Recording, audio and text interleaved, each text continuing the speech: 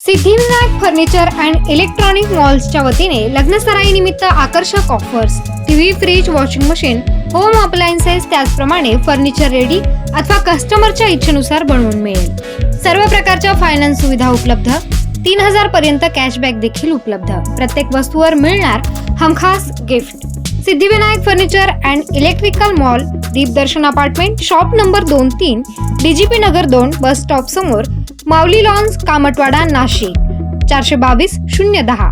आमची website www.easyoffers.in। बाजरंग चौक सिडको येथे पिंपळाच्या झाडावर मांजाला अडकून एक कावळा रात्रभर ओरडत होता। हा कावळा उंच झाडावर पतंगीच्या मांजात अडकल्याने त्याला सोडवणे अवघड होते।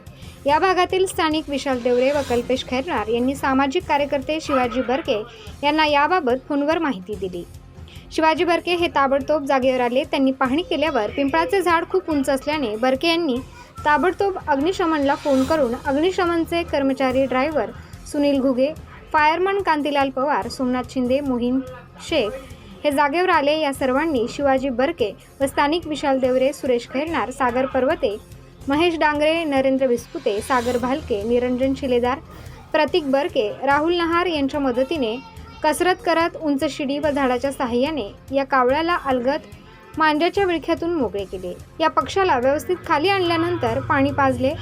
त्याच्या उजव्या पंखाला छोटीशी जखम झाल्याने पुढील उपचारांसाठी पक्षीमित्र पुरुषोत्तम आव्हाड यांच्याकडे त्या कावळ्याला देण्यात आले। यावेळी शिवाजी बर्के यांनी एका पक्षाचे प्राण वाचवण्यासाठी सर्व प्रयत्न करून प्राण वाचवल्याने स्थानिक नागरिकांना बर्के यांचे तोंड भरून कौतुक मिळाले आहे। नाशिक लोकशाही न्यूजसाठी ब्युरो रिपोर्ट, नाशिक।